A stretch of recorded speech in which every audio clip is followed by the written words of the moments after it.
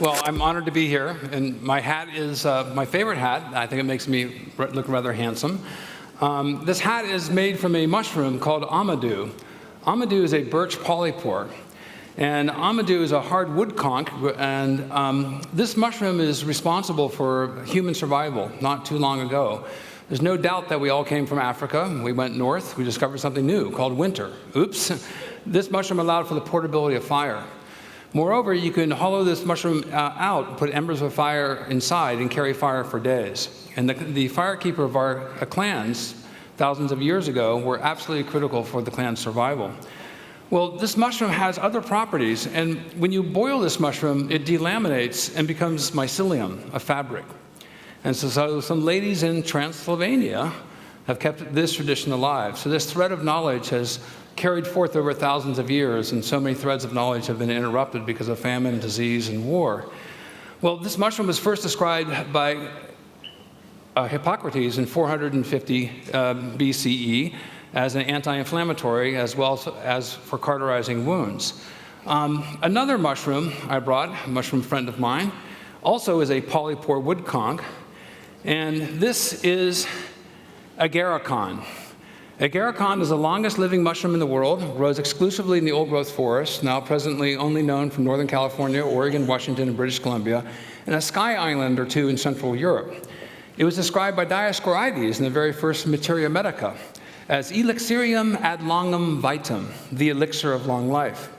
And it was suggested thousands of years ago as a treatment against consumption, later to be known as tuberculosis.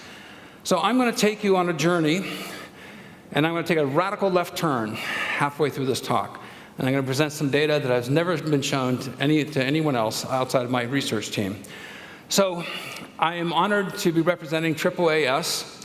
On June 9th of this year, I was awarded as the Invention Ambassador. This is great. This is like the first audience that knows what AAAS is, so I don't have to explain that, but it's a huge honor.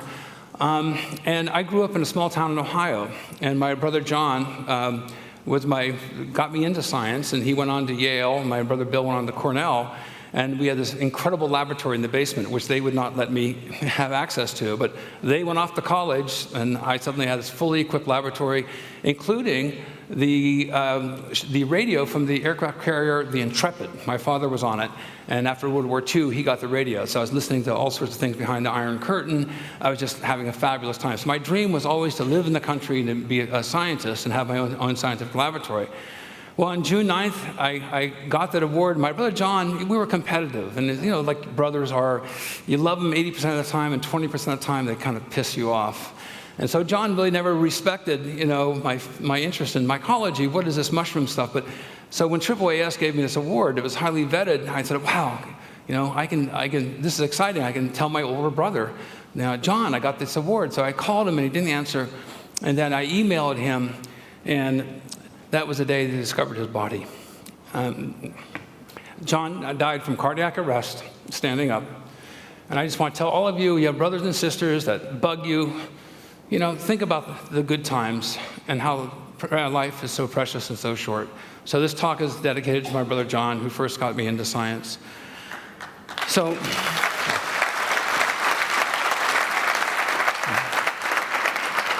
my main theme is biodiversity, is biosecurity. I live in Washington State, in the southern regions of the Puget Sound.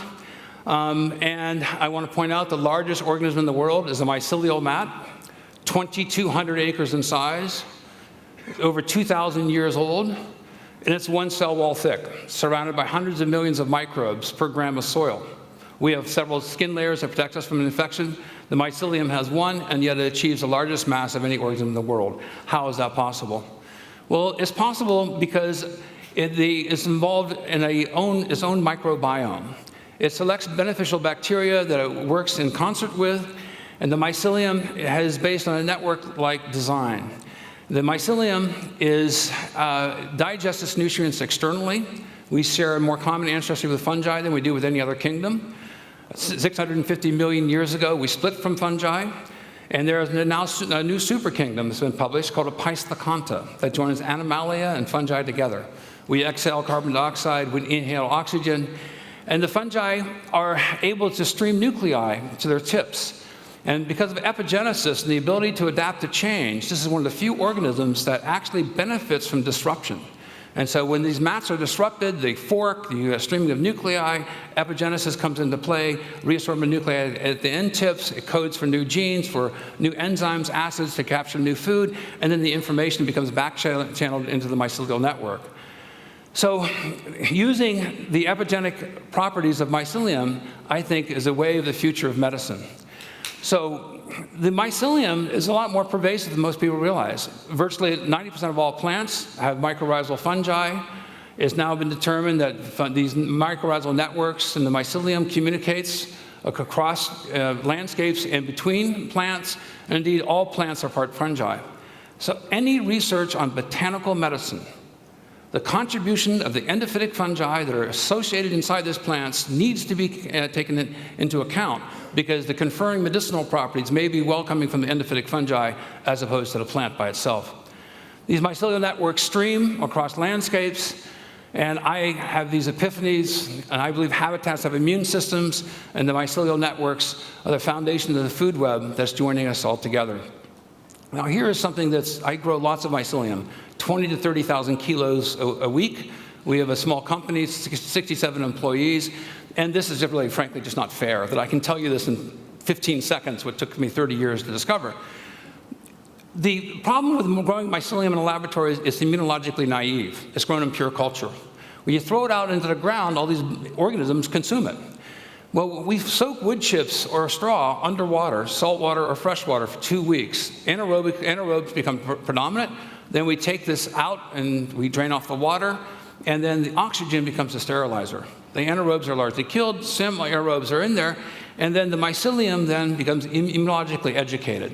This is a profoundly powerful mycelium. It's got an immune system, and resident within this mycelium is enormous amounts of bacteria. We did next-gen sequencing here, and this is a color heat map, 1,000-fold difference in the relative abundance of different genera of bacteria, 2 different mushroom species, selected out whole different constellations of bacteria. This enables the mycelium to set up guilds and have commensal mutualistic organisms that it can combine with that allows it to conquer such large habitats. Well, we all know that we have cancer. 41% of us will get cancer, 21% of us will die from it. But did you know still that 73% of all anti-cancer drugs have their origins in natural products?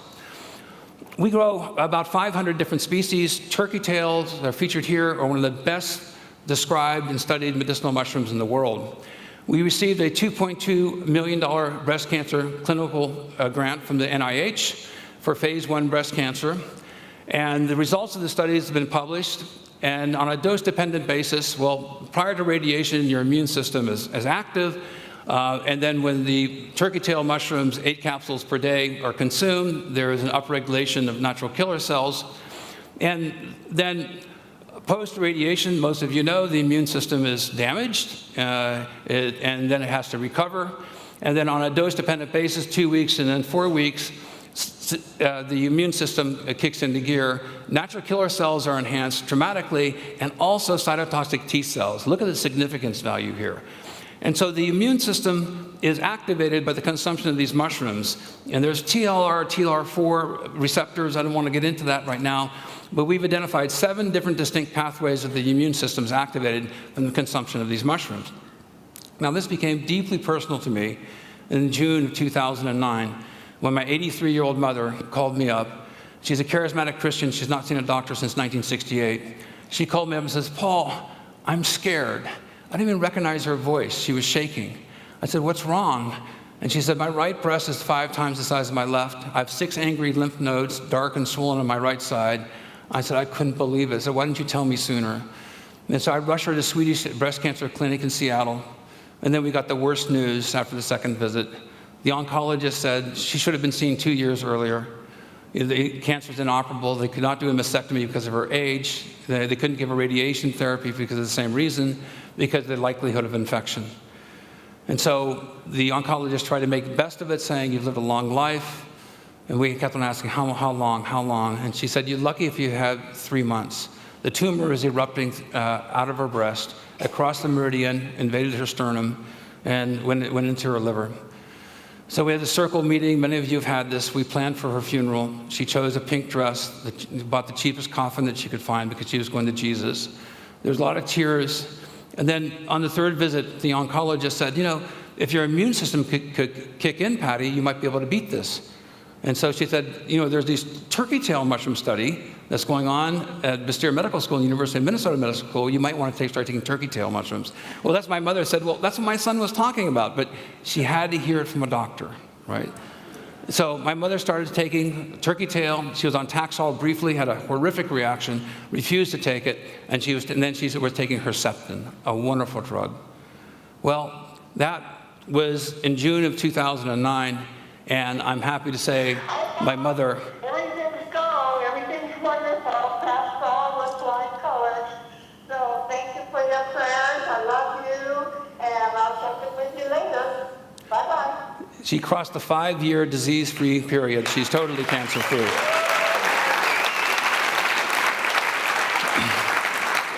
Now, this led to then a study saying, well, maybe turkey tail mushrooms can enhance Herceptin. Now, there's good news that my mother survived, but then she told me something her oncologist told her. Of the 50 women who joined the Herceptin program and enlisted in a new program in Ellensburg, Washington, where she enlisted, of the 50 women, 48 of them have died. My mother was the only one taking turkey tail with Herceptin. So this is interesting on multiple levels. She's been written up as a best case outcome in several medical journals. She had no chembrain, no nausea, no loss of appetite.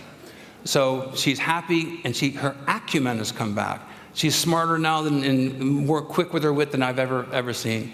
So then a series of other articles came out this past year.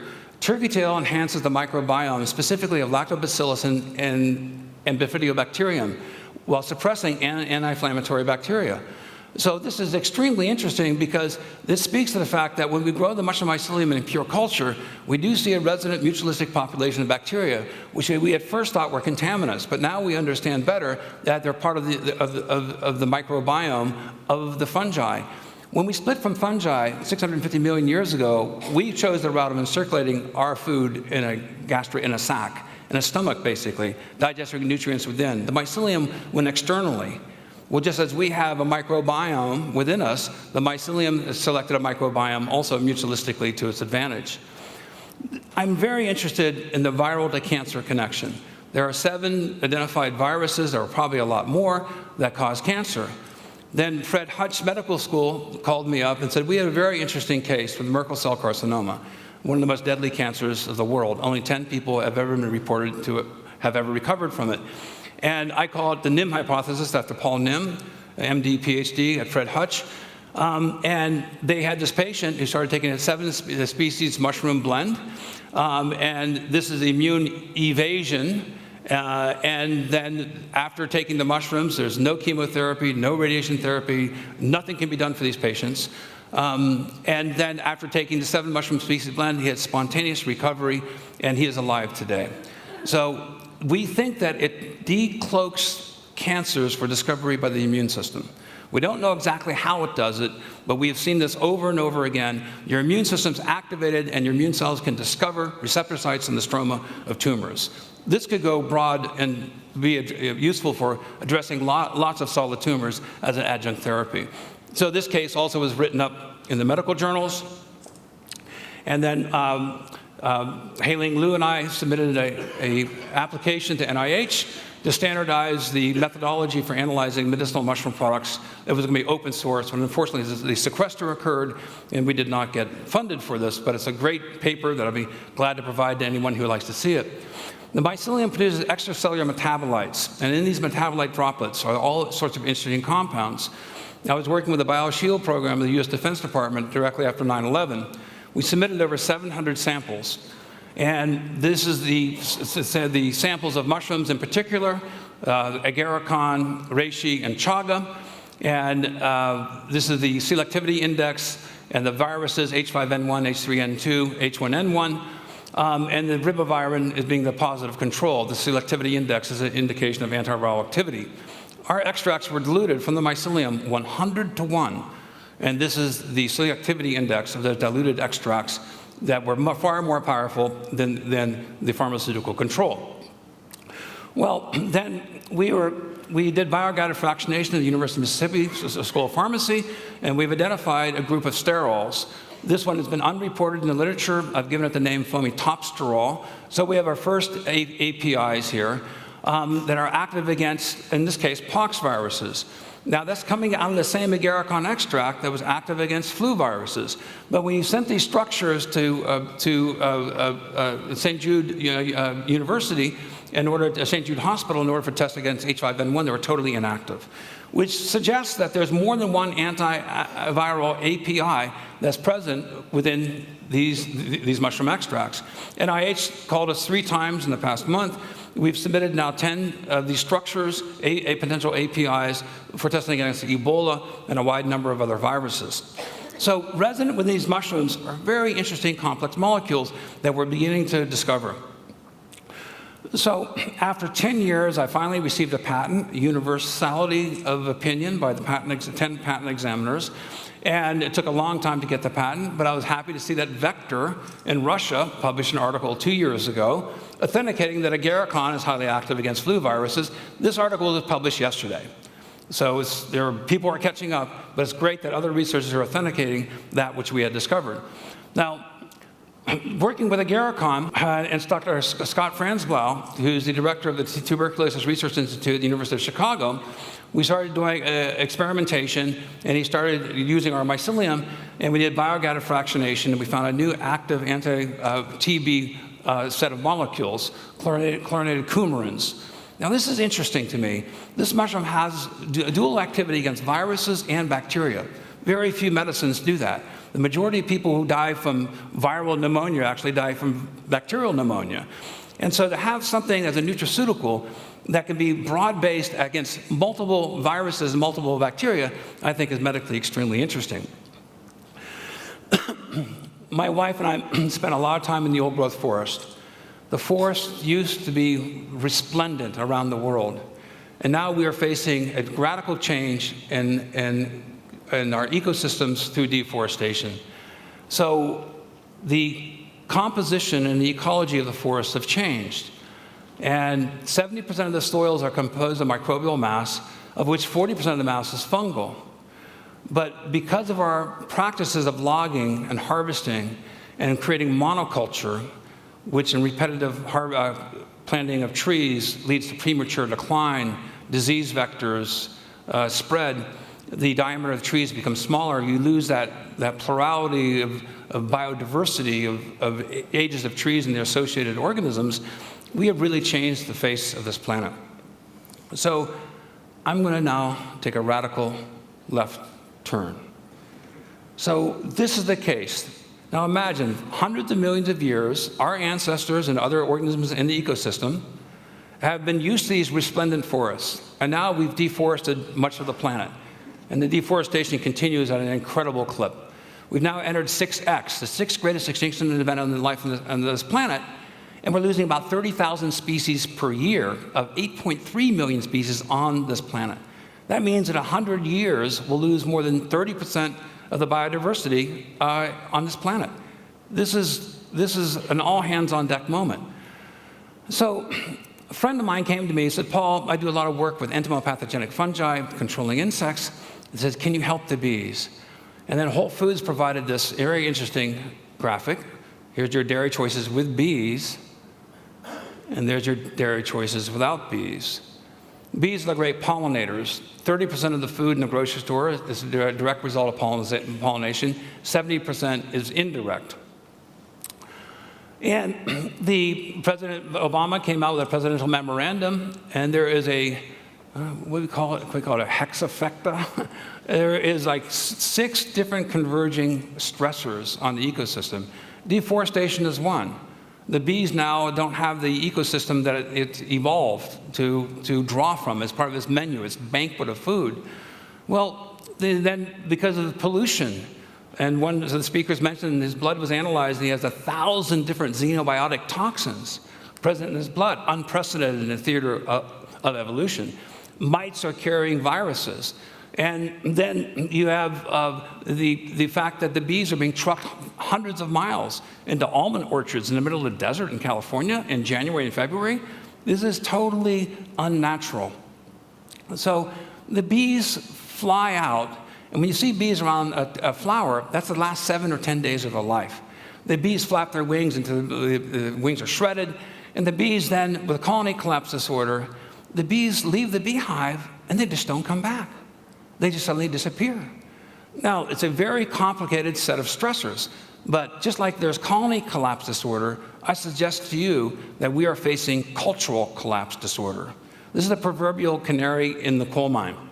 So I had some very strange events in my life, a lot more than I can tell you, but I was growing mushroom mycelium in my garden. This is 1984, and I went out to my garden, and this is the mushroom beds, and I went, wow, what's going on here? I looked very closely, and bees had come to my mushroom bed, moved the wood chips away, and started sucking on my mycelium. I went, what is going on here? From day to night for 40 days. For 40 days, a direct stream of bees from my beehives to my mycelium back and forth all day long. The mycelium shrunk from about 8 or 10 inches to about 3 inches. Well, I noted this in one of my books in Harrowsmith magazine. Virtually everybody ignored me. I got one beekeeper from Canada wrote me, well, maybe that's why they go to sawdust piles. So, okay, I put that in the back of my mind. And then a friend of mine said, you know, what can you do to help the bees? And I thought, well, you know, I had this very weird experience in my garden in 1984. So here's Dusty in the old growth forest, and bears scratch trees. Well, we used to have a lot of bears, but the timber industry put a bounty on them, killed the bears, and only in the past 20 years we've come out with research finding out that bears bring salmon carcasses up on the banks and returning sea phosphorus from the ocean into the roots of the trees, which is a limiting nutrient for tree growth. So the industry totally got it backwards. Bears help trees grow. Well, the bears scratch the trees, and Dusty and I are hiking in the old growth forest and the South Fork of the Hoh, and we go around the corner and Dusty sees this bear scratch. Bam! The bear scratched a tree. The best bear scratch I've ever seen. That's why I photographed it. And I looked into this and wow, the timber industry says that bears scratch the trees and it causes a mushroom to form, which is related to agarikon. So we went back 2 years later, there's that bear scratch. Okay, so think about this. And the bear scratch the trees, and resin comes out, and bees go after the resins, and they get propolis, which is a very strong antimicrobial, and they use for patching up, spaces in the beehive. So the red-belted polypore, sure enough, was growing out of that tree where the bear scratch that we saw. So in a sense, the timber industry was correct. This is a parasitic fungus that kills the trees and then grows saprophytically. Well, also interesting, the mycelium breaks down pesticides, herbicides, and fungicides. Okay, so that's another box, another experience I had. The garden, now hiking in the old growth forest, a bear scratch. I looked into why the timber industry was trying to kill the bears. And then this article comes out. These are all very, very recent. And it turns out that fungi produce P. chimeric acid, related to the chlorinated coumarins that Scott Franzlau and I found that are active against tuberculosis, by the way. And it turns out that the absence of P. chimeric acid stops the upregulation of the cytochrome P450 pathway. Bees only have 47 CPY genes, whereas most insects have 80. And the absence of P. chimeric acid coming from fungi turns off their monooxygenase pathway, and so they can't detoxify this accumulation of all these toxins that are become resident as they foray out into the farmer's fields sprayed with pesticides, fungicides, and herbicides. Okay, interesting. And so then it turns out that when the EPA licensed many of these fungicides and insecticides and herbicides, they didn't look at the consortium of them all coming together, and it turned out the sublethal doses of these toxins defeat the microbiome in the gut of the bee. So you have another problem happening here. Not only is this monooxidase pathway of cytochrome P450 turned off, but the microbiome now is being damaged by glycosates, by the way, is one of the big culprits. So, Craig Ventnor, I hope you're listening. So then fungicide contamination in the fields is harming the resident fungi, and now we don't have rotting logs, we've got agricultural crops, many of the species of which are not native. Okay? So beekeepers feed bees sugar water, and up to 50, these are 50% water, 50% sugar. And this is because they need to have the sugar, obviously, for food. And then the bees are trucked hundreds of miles, in this case, the almond and walnut orchards for pollination. So the bees are now being fed pure, simple sugars, as opposed to the complex carbohydrates and polysaccharides that was coming from the sweat of the mycelium. So I had an epiphany. Why don't we take our mycelium, and my research team, gets credit for this, and we came up with myco honey. This is totally made from mycelium. It's like 90% sugars, but they're complex sugars. And guess what? It has p-chimeric acid in it. It has the antiviral agents in it. It has the antibacterial agents. So we contacted Washington State University, working with Dr. Steve Shepard and Brandon Hopkins, and we started doing a series of experiments by feeding extracts of the mycelium to bees at different concentrations. This is called a stress test. They're in captivity. They only live 30 days.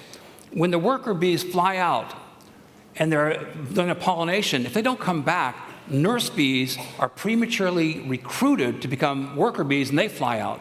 They abandon the brood.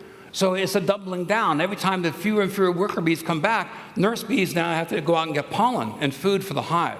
So the larvae are abandoned, mites then proliferate, mites are injecting viruses into the larvae. Okay, so the mushrooms that we're talking about, including the one in my hat, amadou, reishi, and chaga, are polypore mushrooms in birch forests worldwide. Apis mellifera, the honeybees from Europe. It's not native to North America, but it produces prodigious amounts of honey. So there's chaga, there's amadou, and there's red reishi. We provided the bees with 12 different species. These are the 3 ones I'm going to talk about. I've never shown this before. This information just came in. The sugar control, in 1 week's time, the viruses increased by 63%. When the bees started sipping on the mycelium, the viral pathogen payload plummeted across these 3 different species.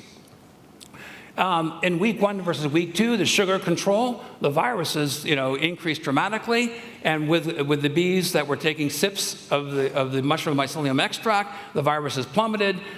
They went up here and they plummeted down on a dose-dependent basis. And so it also occurred with the red reishi. So now we're trying to get the right concentrations. And it's obvious now that if we use a combination of these, what added benefit will this be? But we don't know the way of the bee. Tomorrow, the Rosetta spaceship lands on a comet, 300 million miles out in space. Well, we can find a comet, but we don't know the way of the bee. Now, I've spoken to entomologists about this. They spoke to their friends. No one's ever mentioned this. I spoke at a National Mycological Congress. I said, any mycologist out there, there's 500 mycologists, has anyone ever heard of this? No one has. Bees go to rotted logs because of the immunological benefit, increasing their host defensive resistance, their complex sugars of nutrition, and the antiviral properties. I'm the first one to have discovered this. Really? How is that possible? We grew up with Winnie the Pooh, reading it to our kids. They're going after the rotted logs, and we don't know the way of the bee. I think this says a lot. So Dr. Steve Shepard, he was so impressed, he provided this wonderful quote. As an entomologist with 39 years of experience, I'm not aware of any reports that extend the lives of worker bees. This spread is incredibly important. This is a period of high pollen acquisition. And so if you increase the workers' lifespans by 20%, it has a tremendous effect on a tipping point in favor of the colony surviving. So I suggest to you, let's be friendly. Let's be mushroomed. Scientists across disciplines need to work together. Biodiversity is our biosecurity. Now think of the bigger picture here. We were forest people. Bees evolved in the forest. The mycelium is conferring an immunological benefit to 2 animals, but it's unprecedented, as far as I know, that there is an antiviral agent that is dually active in helping bees and also helping humans. And these are from polypore mushrooms that are resident in the forests that our ancestors were dependent upon. So I want to conclude that humans, trees, bears, mushrooms are all terrestrial organisms that evolved to be interconnected within the mycelial web of life, Earth's natural internet. And I think the way of the future is using mycelial scaffolding with the mutualistic organisms and the bacteria, using epigenesis, and then being able to have the quorum sensing and the response of being able to upregulate gene expressions that otherwise may not be present or upregulated with one organism, but quorum sensing could give upregulation of multiple gene sequences otherwise hidden in nature. This is the way of life. So as much as many of you are ultra specialized, I want you to think about the implications of what I'm showing you today. We were once forest people for hundreds of millions of years. We had forests that we're in contact with. We're losing the perspective of the synergism and the symbiosis of the ecosystem that's given us birth. I think it's wise for us to go full circle and to reinvestigate. Thank you very much.